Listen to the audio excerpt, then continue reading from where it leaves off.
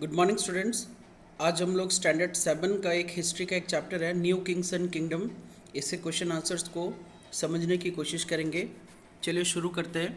इस चैप्टर का जो सबसे इम्पॉर्टेंट टॉपिक है ये जानना है कि बेसिकली राजा हर्षवर्धन के मरने के बाद क्या हुआ।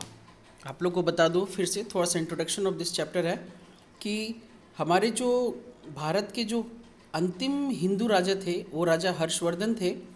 इनके समय में बेसिकली जितने भी चीफ्टेन से मतलब जो सैनिकों का काम कर देखते थे, जो मिलिट्री कमांडर थे, वो उनको चिफ्टेंस कहा जाता था। उन लोगों ने अपने पावर को बहुत ज़्यादा बढ़ा लिया था और वो लोग अपने आप को किंग डिक्लेयर कर दिए थे। तो राजा हर्षवर्धन के बाद से ज़्यादातर जितने भी जो राजा हुए वो ज़्यादातर चिफ्टेंस ही थे, किसी न किसी राजा के चिफ्टेंस ही थे जो अपने पावर को ग्रो किया और ख़ुद को किंग डिक्लेयर कर दिया। तो इनमें से बेसिकली कौन कौन थे? राजपूत, चौहान, तोमर्स, परमार, चंदेल्स, सोलंकीज, गोहिलाज। तो ये सारे थे। तो हम लोग जिनको बहुत अच्छी तरीके से जानते हैं, जैसे राजपूत में गुज्जर प्रतिहारा जो थे, इनमें नागभट्ट थे, मिहिर भोज, महेंद्रपाल। चौहान में पृथ्वीराज चौहान। बाकी तोमर्स, परमार, चंदेल, सोलंकी, गोहिलाज, ये लोग अपने छोटे छोटे एरिया तक ही सीमित थे। इन लोगों ने इतनी ज़्यादा कोई ख़ास लड़ाई वगैरह नहीं लड़ी, इसलिए इनके बारे में इतना ज़्यादा डिस्क्रिप्टिव वे से नहीं दिखाया गया है। नेक्स्ट है राष्ट्रकूटाज। ये इसकी शुरुआत दंती दुर्गा ने की थी और दंती दुर्गा के बाद ध्रुव वन, अमोघ वर्षा, कृष्ण थ्री, ये लोग आए। ये लोग भी इम्पॉर्टेंट रूलर्स थे। नेक्स्ट है पालाज। तो पालाज में पाला डायनास्टी को बनाने वाले गोपाला थे। उसके बाद धर्मपाल आए, देवपाल आए, महिपाल आए। इस तरीके से इन लोगों ने राज किया और एक लंबे समय तक राज किया। बट इसी समय में जो बहुत ही इम्पॉर्टेंट चीज़ है, इसी समय गजनवीज़ और घोर्स, ये लोग अफ़गानिस्तान, ईरान से आए थे। ये ईरान, अफ़गानिस्तान, ये उधर से ही अरेबियन कंट्रीज़ से आए थे। और इन लोगों ने अपना अपना ग्रुप बनाकर ये बेसिकली आए थे ये सुन के कि भारत बहुत ही ज़्यादा अमीर और प्रॉस्पेरस कंट्री है, सोने की चिड़िया कहा जाता है इनको, इतना सोना है इनके पास। ये सुनकर आए थे और इन लोगों ने आकर लूटपाट करने का ही काम किया। बेसिकली गजनवी सिर्फ लूटने के इरादे से ही आए थे। और घोर्स जो थे ये लोग यहाँ पर बस गए और अपना किंगडम बनाया। तो गजनवीज बेसिकली ये गुज्जर प्रतिहारा के एक राजा थे महेंद्रपाल, उसको अटैक किया और उसको हराकर पूरा का पूरा गुज्जर प्रतिहारा डायनास्टी को ख़त्म कर दिया। नेक्स्ट ये जो घोर्स थे ये जब आए तो फर्स्ट बैटल ऑफ तराइन में पृथ्वीराज चौहान के साथ 1191 में लड़ाई हुआ। उस समय तो हार कर ये चला गया। 1192 एक साल बाद दोबारा वापस आया अपने देश से और बहुत बड़ी आर्मी बनाकर आया और इस बार पृथ्वीराज चौहान को हरा दिया। और इसने अपना एक चेला छोड़ दिया, अपना एक स्लेव छोड़ कर गया था जिसको कुतुबुद्दीन ऐबक कहते हैं, जो आगे चल के दिल्ली सल्तनत को बनाया भारत में। वो नेक्स्ट टॉपिक है। अभी हम लोग ज़रा इसी में आगे बढ़ते हैं।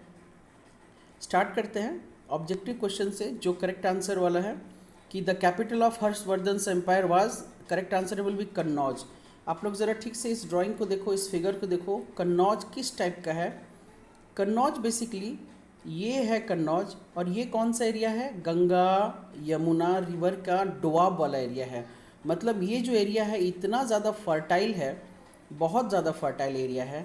इसीलिए ज़्यादातर राजा लोग यहाँ इस जगह पर कब्ज़ा करने के लिए बहुत ज़्यादा लड़ाई होता था।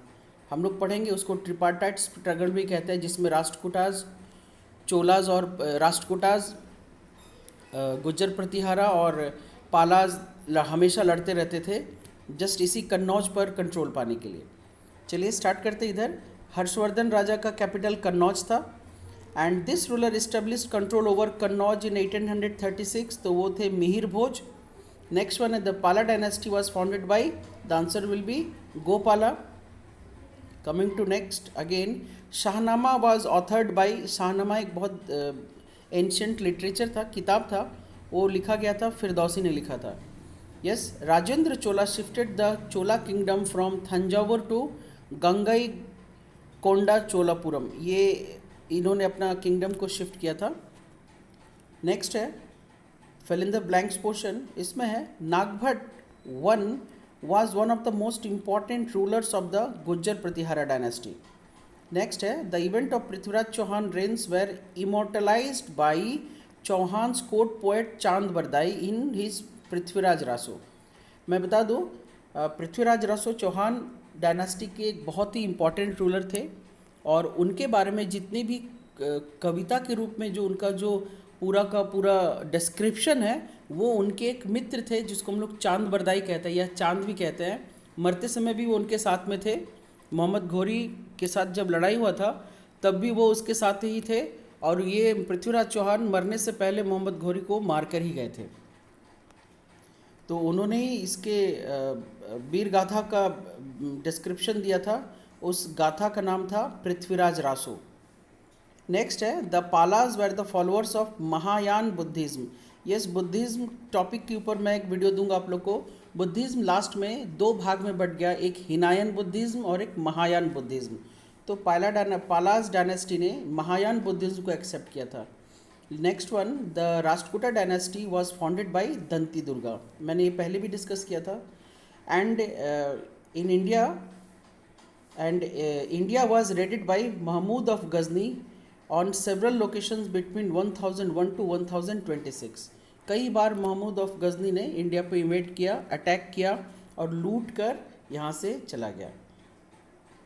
नेक्स्ट है define the following.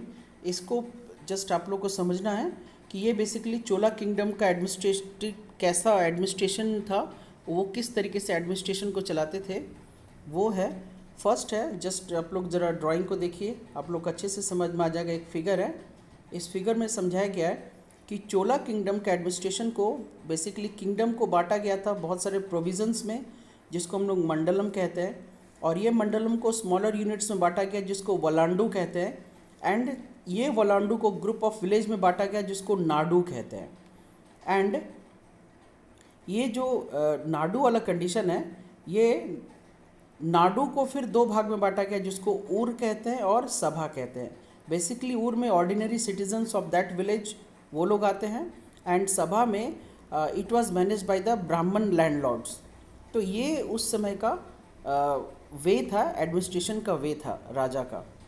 Chola kingdom का ये वे था.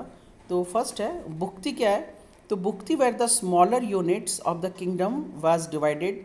मंडलम तो mandalam were the provisions into which kingdom was divided. Valanadu were the small divisions into which provisions were divided. देखो किंगडम से मंडलम बना, मंडलम से वलांडू बना, वलांडू से नाडू बना, नाडू से ऊर बना. तो एक जस्ट हायरार्की टाइप का स्टेप वाइज है. हम लोग कह सकते हैं हमारा कंट्री इंडिया है, इंडिया से स्टेट्स बने, स्टेट्स को हम लोग डिस्ट्रिक्ट में डिवाइड किए, डिस्ट्रिक्ट को ब्लॉक में डिवाइड किए, ब्लॉक को विलेज में डिवाइड किए. इस तरीके से डिवीज़न हुआ और हर एक लेवल पर गवर्नमेंट है जो डेवलपमेंट का काम करती है. जस्ट सेम यही मेथड यहाँ पर अपनाया गया है. ऊर हो गया. Ur was the division of villages made of ordinary citizen of that village. Last one is the sabha. Sabha were the further divisions of the villages managed by the Brahman landlords. Move to the next question. Now answer in one or two sentences that who were the Rajput and name a few of the important Rajput dynasties. So Rajputs were the previously the chieftains of the king and when they grew their power established their own kingdom. Example Gujjar Pratihara, Chauhan, Tomar, Parmar, etc. Next one. Next question is what were the causes that led to the downfall of the Gujjar Pratihara. तो ये बहुत ही important question है कि गुज्जर प्रतिहारा इतने powerful थे, इतने अच्छे थे, लड़ाकू थे, बहुत अच्छे एडमिनिस्ट्रेटर भी थे, बट फिर भी उनका डाउनफॉल का रीज़न क्या हुआ. सबसे बड़ा रीज़न था continuous attack from the Rashtrakutas make them weak but come to an end by the Mahmud of Ghazni in 1019 CE. मैंने आप लोग को पहले ही बताया कि गुज्जर प्रतिहारा, राष्ट्रकूटाज और चोलाज ये लोग पालाज ये लोग कन्नौज पे राज करने के लिए आपस में इतना लड़ते थे कि आखिरकार ये लोग खुद ब खुद और कमज़ोर होते चले गए, जिसने बाहरी लोगों को निमंत्रण दे दिया कि भाई यहाँ के राजा तो कमज़ोर है, आपस में ही लड़ते रहते हैं, यूनिटी है नहीं. इसीलिए बाहर के लोग हमारे देश में आए और हम पर जीत हासिल करके हम पर राज किया और हमें लूटा खसोटा बर्बाद कर दिया। चलिए next question, between whom the first battle of Tarain fought and what was the overcome outcome of this battle. तो first battle of Tarain was fought in 1191 C between Prithviraj Chauhan and Mohammad Ghori. Prithviraj Chauhan वोन दिस बैटल। आपको फिर से मैं बता दूं, 1191 में पृथ्वीराज चौहान के ऊपर अटैक हुआ था, मोहम्मद घोरी ने किया था। तो इसमें पृथ्वीराज चौहान जीत गए थे, मोहम्मद घोरी हार गया था। वो हारने के बाद वापस अफगानिस्तान चला गया। ये एक बहुत बड़ा, मैं आप लोग को बता दूं, बहुत बड़ा कमज़ोरी था हम इंडियन रूलर्स का कि भाई हार गया तो उसको मारना नहीं है, उसको माफ़ करके छोड़ देना है। बट अफ़गानीज़, तुर्क्स, ये लोग ये चीज़ नहीं करते थे। जिस पर जीतते थे उसका गर्दन काट के छोड़ देते थे, उसको दोबारा खड़ा होने का मौका ही नहीं देते थे। हम इंडियन रूलर्स इस मामले में पीछे रह गए और इसीलिए, और ये हमारी ही बर्बादी का कारण बना। पृथ्वीराज चौहान ने मोहम्मद घोरी को फर्स्ट टाइम जब वो हार गया था उसको ज़िंदा छोड़ दिया था और वो माफ़ी मांगकर यहाँ से वापस चला गया और 1 साल के बाद बहुत बड़ा आर्मी लेकर आया। अगेन 1192 में सेकंड बैटल ऑफ तराइन लड़ा और पृथ्वीराज चौहान को उसने अल्टीमेटली मार ही दिया। ये अलग बात है कि वीर गाथा में उसका जो कवि था चांद बरदाई, चांद ने अपने पोएम में लिखा है कि पृथ्वीराज चौहान मरते मरते भी मोहम्मद घोरी को मार कर गया था। तो अल्टीमेटली यही रीज़न था। चलिए आगे बढ़ते हैं। Name two institutional educational institution that was supported by Palas. तो पाला डायनेस्टी ने ये university of Vikramshila and Nalanda university इन लोगों ने ही कंस्ट्रक्ट किया था। नेक्स्ट वन है, name the book authored by Amoghavarsha and what was it about. तो कवि राजमार्ग, ये बुक का नाम था। It was written by Amoghavarsha and it was about the poetics and grammar in the Kannada language. याद रखना, this was the first book of the Indian history which was about the poetics and grammar, but it was in Kannada language, but this was the first book of the Indian history. Last question है, what is the speciality about the Kailasa temple that was made by Krishna I at Ellora? तो Ellora temple में जो Kailash temple है उसकी speciality ये है कि the entire temple was carved out in a single rock. एक बहुत बड़ा सिंगल पत्थर से ही पूरा का पूरा टेम्पल को बनाया गया है, ये उसकी स्पेशलिटी है। चलिए हम लोग आते हैं पैराग्राफ क्वेश्चन में। क्वेश्चन कह रहा है, write a brief notes on the Rashtrakutas. तो राष्ट्रकूटाज के बारे में हम लोग जानेंगे। Basically Dantidurga was the founder of Rashtrakuta dynasty and ruled over the Deccan region with Malkhed as a capital. Dhruv, who became king in 786, defeated the Palas and the Pratiharas. यहाँ थोड़ा spelling गलत है, पार्लर्स हो गया है, ये पालाज होगा। एंड गुज्जर प्रतिहारा को भी इसने हराया था। The greatest Rashtrakutas ruler however was Govind III and Amoghavarsha. Govind III extended the empire from Kannauj to the north in Kanchipuram in south, and Amogh Varsha was a skilled poet and scholar, right? Kavi Rajmarg. This was the first book on poetics and grammar in Kannada language. And next point is, the empire went into decline after Krishna III in 940 CE.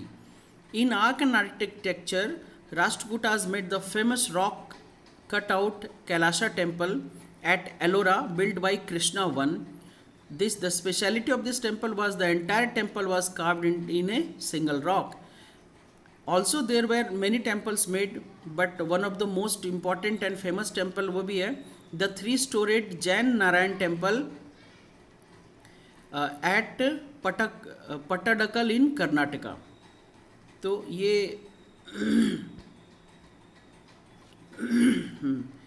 ये basically आते हैं। अब ये basic information था राष्ट्रकूटास के बारे में। Next question में आते हैं। What was tripartite struggle. तो हम लोग ऑलरेडी डिस्कस कर चुके हैं। It was the struggle taken over for the control over Kannauj. Kannauj को जीतने के लिए ही था। It was among the Rashtrakutas, Gujjar Pratiharas and the Palas. And सबसे इंपॉर्टेंट चीज़ है, this struggle make them weak and give the chance for outsiders. चलिए नेक्स्ट क्वेश्चन है, describe the administration and economic structure of the kingdom of this period. Basically Chola dynasty के बारे में बताया गया कि उनका एक एडमिनिस्ट्रेशन और इकोनॉमिक स्ट्रक्चर कैसा था। तो supreme authority lies in the hand of king, Raja he king होते थे, जिसको एडवाइस देने के लिए काउंसिल ऑफ मिनिस्टर्स होता था. And for better administration kingdom was divided into smaller units called bhuktis and which were again further divided into vishyas. Each vishyas consist of several villages. And important features of this period was growing promises of samant or feudal chiefs. Often the king would pay them not in cash but through land grants. मतलब इस समय सामंत लोग रहते थे और सामंत लोग बहुत powerful होते थे, उनका अपना सैनिक होता था, उनके अंडर में बहुत सारे विलेज होते थे. तो राजा को अगर अपना किंगडम बनाना होता था, फैलाना होता था, तो सामंत लोग को अपने भरोसे में लेना होता था. सामंत वर सपोज टू पे part of revenue collected from its revenue. एक और सामंत लोग जो लोगों से रेवेन्यू कलेक्ट करते थे उसका एक पार्ट राजा को पहुंचाते थे, और साथ ही साथ राजा उनको लैंड देते थे, तो सामंत बदले में रेवेन्यू और मिलिट्री सपोर्ट देते थे. और ये सारा रिसोर्स ये वार में खर्च होता था, किंगडम के एडमिनिस्ट्रेशन में खर्च होता था, कंस्ट्रक्शन वर्क वगैरह में खर्च होता था. नेक्स्ट है provide an account for the exploits of Mahmud of Ghazni and what were the main difference between the Mahmud of Ghazni and Mohammad Ghori attack in India. ये दोनों ही फॉरेनर इन्वेडर्स थे, इन लोगों ने कंटिन्यूसली बहुत सारे अटैक किए हमारे देश पर, तो दोनों का मकसद अलग अलग था. Mahmud of Ghazni was the founder of गजनवी डायनास्टी, जो आज present day Iraq, Iran and Afghanistan में है. ये वहाँ से आया था. He came to India after hearing India's wealth. ये सुना था कि इंडिया बहुत रिच है, गोल्ड भरा पड़ा है, इसलिए आया था. He launched a series of attack between 1001 to 1026 and he took the benefit of the rivalries of Indian kings and lack of unity between them. He had no intention of building empire in India. He was only interested in the wealth, and he used this looted wealth from India to build the Ghazni, one of the most beautiful cities of the world. ये सिर्फ लूटने के लिए आया था ताकि वो अपना शहर बना सके, दुनिया का सबसे खूबसूरत शहर, बस. लेकिन मोहम्मद घोरी जो आया था ये भी अफ़गानिस्तान से ही आया था. इसने भी इंडिया पर बहुत बड़ा अटैक किया. He was defeated by the Prithviraj Chauhan in the first battle of Tarain in 1191, went back, returned in 1192 with a larger army and succeeded this time, and took the advantage of the old rivalry between Jaichand and Prithviraj Chauhan.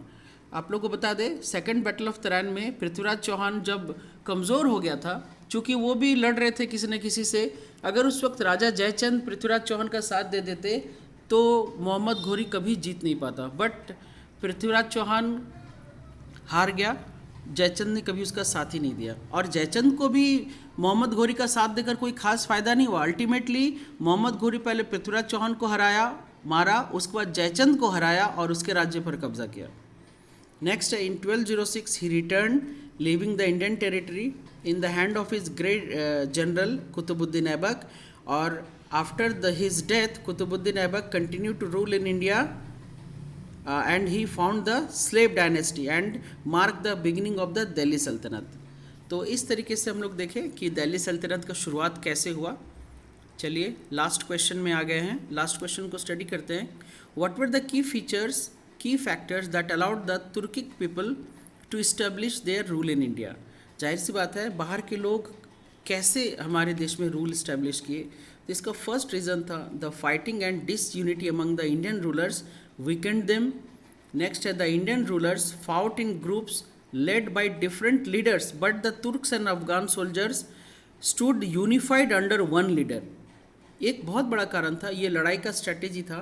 Of course हमारे यहाँ का भी लड़ाई strategy बहुत अच्छा था.